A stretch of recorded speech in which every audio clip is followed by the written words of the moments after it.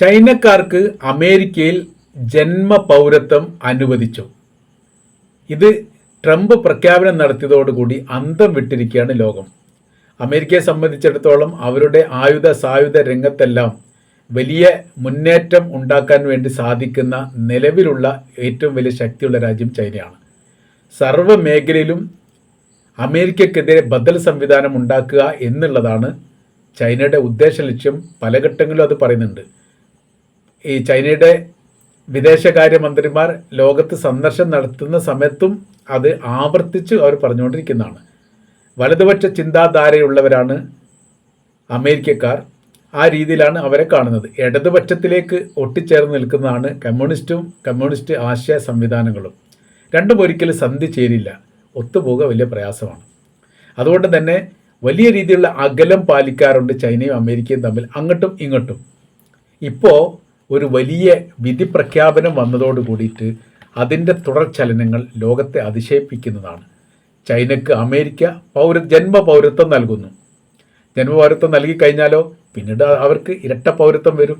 Chinese പൗരത്വം ഉണ്ടാവും, American പൗരത്വം ഉണ്ടാവും.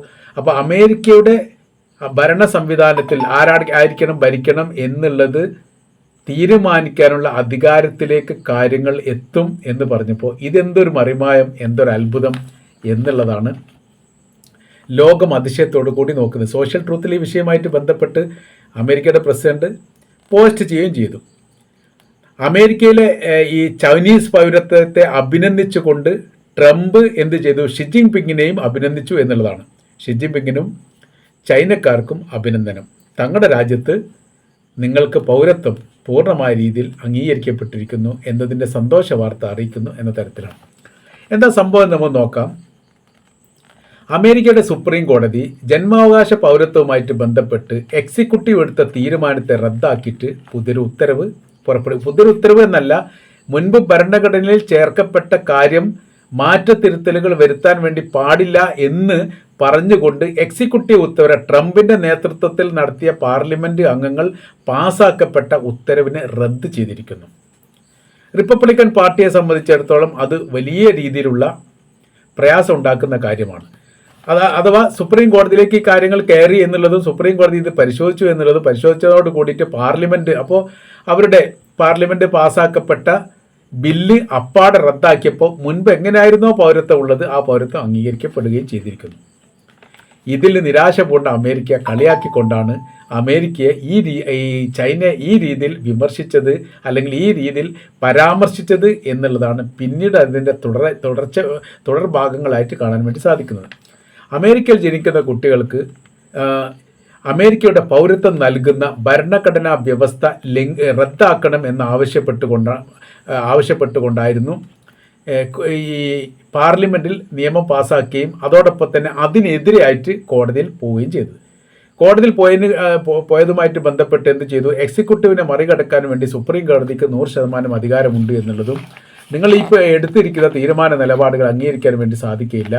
ഭരണഘടനയിൽ രേഖപ്പെടുത്തിയിരിക്കുന്ന കാര്യങ്ങൾ എങ്ങനെയാണോ അത് 14ാം ഭേദഗതിയിലാണ് അത് പറയപ്പെട്ടത്, അത് അങ്ങനെ തന്നെ നിലനിൽക്കുമെന്ന് പറഞ്ഞതോടുകൂടി ട്രംപിനും അവരുടെ ഈ പാർലമെൻറ്റ് സംവിധാനത്തിനും ഒരു വിലയില്ലാത്ത രീതിയിലേക്ക് ആയിപ്പോയി എന്നതിൻ്റെ നിരാശയാണ് ട്രംപ് പ്രകടിപ്പിച്ചത് എന്ന് പിന്നീട് മനസ്സിലാക്കാൻ വേണ്ടി സാധിച്ചു.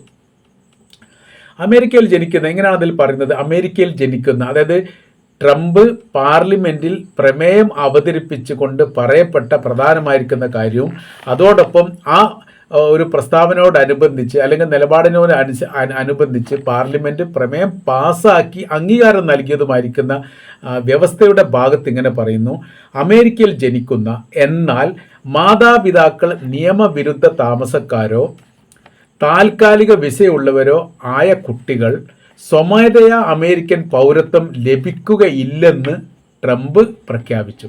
അതാണ് ആ പ്രമേയത്തിൽ പറയുന്നത്. ആ പ്രമേയം എന്ന് പറയുന്നത് അമേരിക്കൻ ഭരണഘടനയുടെ 14ാം ഭേദഗതിക്ക് വിരുദ്ധമാണെന്നും ഇത് അംഗീകരിക്കാൻ സാധിക്കില്ലെന്നും സുപ്രീം കോടതി പറഞ്ഞു.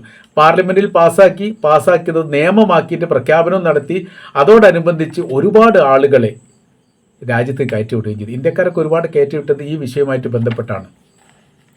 അതായത് അവരുടെ രാജ്യത്ത് നിയമവിരുദ്ധമായിട്ട് താമസിക്കുന്നു, ജോലി ചെയ്യുന്നു എന്നൊക്കെ പറഞ്ഞായിട്ട് പുതിയ ഒരു ഭേദഗതി നിയമങ്ങളും കാര്യങ്ങളൊക്കെ ഉണ്ടാക്കിക്കൊണ്ടാണ് എന്ത് ചെയ്തത്, രാജ്യത്തിലേക്ക് കടത്തിവിട്ടത്. അതെല്ലാം ഇപ്പോൾ എന്ത് ചെയ്തിരിക്കുന്നു, സുപ്രീം കോടതി തടഞ്ഞിരിക്കുന്നു എന്നുള്ളതാണ്. ഷി ജിൻപിങ്ങിനും ചൈനക്കും അഭിനന്ദനം. നിങ്ങളെ ഞങ്ങൾ സ്വാഗതം ചെയ്യുന്നു. ഞങ്ങളുടെ രാജ്യത്ത് നിങ്ങൾക്ക് പൗരത്വം തരാൻ തയ്യാറാണ്. ആ തരത്തിലുള്ള ഒരു വിമർശനാത്മകമായിരിക്കുന്ന ഈ പരാമർശമാണ് അമേരിക്കയുടെ പ്രസിഡന്റിൻ്റെ ഭാഗത്തുനിന്ന് ഉണ്ടായത് എന്ന് ചുരുക്കം. നമുക്ക് അവിടുത്തെ ജനസംഖ്യ നോക്കാം. അമേരിക്കയിലെ ജനസംഖ്യ എന്ന് പറയുമ്പോൾ 34.2 കോടി ജനസംഖ്യയാണ് അമേരിക്കയിലുള്ളത്. അതിൽ ക്രിസ്ത്യാനികൾ 62%. മതമില്ലാത്തവർ അത്യാവശ്യം അവിടെ ഉണ്ട്, 29%. മതമേ ഇല്ല. ജൂതന്മാർ 2%, മുസ്ലിങ്ങൾ 1.3%. പിന്നീട് അവിടെ മറ്റുള്ള വിഭാഗങ്ങൾ, ഹിന്ദു വിഭാഗമായിട്ട് ഓരോരോ വിഭാഗം ഇങ്ങനെ പറയുക, അത് ഈ പറയപ്പെട്ട ശതമാനത്തിൻ്റെ താഴ്ഭാഗത്താണ് വരുന്നത്. ഇനി നമ്മൾ ആ രാജ്യത്ത് താമസിക്കുന്ന അല്ലെങ്കിൽ ജോലി ചെയ്യുന്ന, അവിടെ ആശ്രയിച്ച് നിൽക്കുന്ന, അല്ലെങ്കിൽ ബിസിനസ് സംബന്ധമായ രീതിയിൽ, വ്യവസായ സംബന്ധമായ രീതിയിൽ അവിടുത്തുകാരായിട്ട് നിൽക്കുന്ന ആളുകൾ വരികയും പോവുകയൊക്കെ ചെയ്യാം. പക്ഷേ ആശ്രയിക്കുന്നവരെ നോക്കുന്ന സമയത്ത് ഏറ്റവും കൂടുതലുള്ളത് മെക്സിക്കോയാണ്. 1.2 കോടിയാണ് പറയുന്നത്. 1,20,00,000 പിന്നീട് രണ്ടാം സ്ഥാനം വരുന്നത് ഇന്ത്യക്കാണ്. അതായത് പ്രത്യേകത 35 ലക്ഷം വരെ, 25 മുതൽ 35 ലക്ഷം വരെ ഇന്ത്യക്കാരുണ്ട്. ഇന്ത്യക്കാരെക്കുറിച്ചുള്ള പരാമർശം ഒന്നും അവിടെ നടന്നിട്ടില്ല. കാര്യം എന്ന് പറഞ്ഞാൽ അമേരിക്കയുടെ സൈനികപരമായിരിക്കുന്ന സംവിധാനത്തിന് ബദലുണ്ടാക്കിക്കൊണ്ട് അവരെ വെല്ലുവിളിക്കുന്ന പ്രവർത്തികളൊന്നും ഇന്ത്യ ചെയ്യാറില്ല. പക്ഷേ ചൈന ചെയ്യാറുണ്ട്. എന്നാൽ മൂന്നാം സ്ഥാനത്ത് നിൽക്കുന്നത് ചൈനയാണ്. 20 മുതൽ 25 ലക്ഷം വരെ, 24 പോയിന്റ് ചില്ലറ എന്നൊക്കെ കാണുന്നുണ്ട്. അപ്പോൾ 25 ലക്ഷം വരെ ചൈനക്കാർ എവിടെയുണ്ട്? അമേരിക്കയിലുണ്ട്. അമേരിക്കയിൽ 25 ലക്ഷം ചൈനക്കാരുണ്ട് എന്ന് പറഞ്ഞാൽ വലിയ ഭീഷണിയാണ്. ചൈനക്കാരുടെ പ്രവൃത്തി എന്ന് പറഞ്ഞാൽ ഏറെക്കുറെ ഇറാനെ പോലെയാണ്. ഏതെങ്കിലും ഒരു പ്രവർത്തനങ്ങൾ ഒരു രാജ്യത്തുണ്ടാക്കുന്ന ഒരു പുതിയ സംവിധാനങ്ങളോ സംരംഭങ്ങളോ ഉണ്ടെങ്കിൽ അത് കൃത്യമായ രീതിയിൽ പഠിച്ചുകൊണ്ട് അതിന് ഡ്യൂപ്ലിക്കേറ്റ് ഇറക്കുക എന്നുള്ളത് ആ കാര്യത്തിൽ ചൈന മിടുക്കന്മാരാണ്. ഇനി മിസൈലാണെങ്കിലും അതുമായിട്ട് ബന്ധപ്പെട്ട കാര്യമാണെങ്കിലും ഒക്കെ ഇവരിപ്പോൾ പറയുന്ന കാര്യം ഇങ്ങനെയാണ്: ഗവൺമെൻറ് തലത്തിൽ ഏറ്റവും പ്രധാനപ്പെട്ട ഓഫീസിലും സൈനിക മേഖലയിൽ പ്രവർത്തിക്കുന്ന മേഖലയിലുമൊക്കെ ഈ ചൈനക്കാർ പ്രവർത്തിക്കുന്നുണ്ട്. പല കാര്യത്തിലും അതുണ്ടാവും. മാത്രമല്ല ഈ ഓഫീസ് സംബന്ധിച്ച പ്രതിരോധ സംവിധാനത്തിലൊക്കെ ഇലക്ട്രിക്കലുമായിട്ട് ബന്ധപ്പെട്ട കാര്യങ്ങളൊക്കെ വരുന്ന സമയത്ത് ചൈനക്കാരാണ് ഈ ഭാഗങ്ങളൊക്കെ ക്ലിയർ ആക്കുന്നത്, അല്ലെ അതുമായിട്ട് ബന്ധപ്പെട്ട പ്രവർത്തനങ്ങളൊക്കെ കരാർ ഏറ്റെടുക്കുന്നത്. റോഡ് സംബന്ധമായ രീതിയിൽ, വിമാനത്താവളവുമായിട്ട് ബന്ധപ്പെട്ട രീതിയിൽ, ഇനി പൊതുമേഖലയായിട്ട് ബന്ധപ്പെട്ട കാര്യത്തിലൊക്കെ കരാർ വ്യവസ്ഥ എടുക്കുന്നതും ആ പ്രവൃത്തി നടത്തുന്നതിലും ചൈനക്കാർ മുൻപന്തിയിലുണ്ട്. എല്ലാം അവരാണ് എന്നല്ല പറയുന്നത്.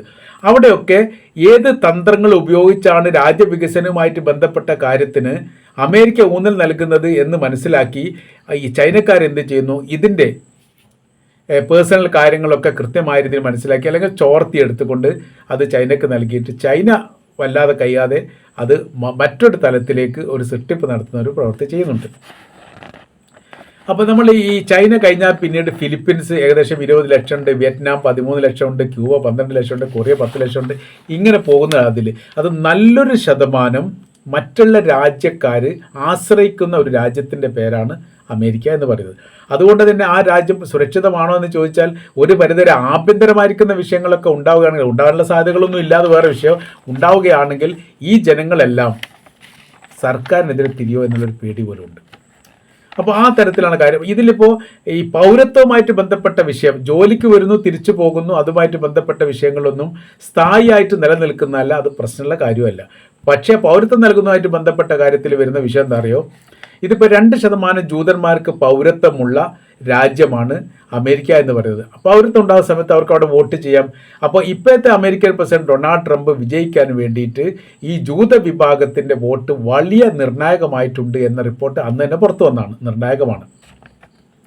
മുസ്ലിങ്ങൾ 1.3%. അപ്പോൾ ന്യൂയോർക്ക് പോലെയുള്ള, വാഷിങ്ടൺ പോലെയുള്ള മർമ്മപ്രധാന മേഖലകളിൽ ചില ഏരിയകളിൽ നല്ലൊരു ശതമാനം മുസ്ലിങ്ങളാണുള്ളത്. അത് നിർണായകമാണ്. അപ്പോൾ സമാനമായ രീതിയിലാണ് ഈ വിഷയങ്ങൾ വരുന്നത്. പൗരത്വം നൽകുന്ന സമയത്ത് ഇപ്പോൾ ഇസ്രായേലിനെ സംബന്ധിച്ച്, ജൂതന്മാരെ സംബന്ധിച്ച് ആ രാജ്യത്ത് പൗരത്വം ഉണ്ടാവും, അമേരിക്കയിലും പൗരത്വം ഉണ്ടാവും. ഇസ്രായേൽ വോട്ട് ചെയ്യാം, അമേരിക്കയിലും വോട്ട് ചെയ്യാം. ഇങ്ങോട്ടും അങ്ങോട്ടും വിസയുടെ ആവശ്യമില്ല. ആ രീതിയിലേക്ക് കാര്യങ്ങൾ പോകുന്ന ഒരു സ്ഥിതി ഉണ്ടാകും എന്നുകൂടി അത് ആ കൂട്ടത്തിൽ മനസ്സിലാകുന്നു. അപ്പോൾ നമ്മൾ പറഞ്ഞു തരുന്ന വിഷയം എന്ന് പറഞ്ഞാൽ എവിടെയും ഒരു പിടുത്തം കിട്ടാത്ത രീതിയിൽ എവിടെയും താൻ അമേരിക്കൻ പ്രസിഡൻ്റാണ്, തങ്ങൾക്ക് എന്തെങ്കിലുമൊക്കെ ചെയ്യും എന്ന് ലോകത്തോട് പറഞ്ഞുകൊണ്ട് അത് പ്രതിഫലിപ്പിക്കാൻ പറ്റാത്ത വിധം പ്രയാസപ്പെടുന്ന ഒരു അമേരിക്കൻ പ്രസിഡൻ്റായി ഡൊണാൾഡ് ട്രംപ് മാറിയിരിക്കുന്നു എന്ന് ചുരുക്കം.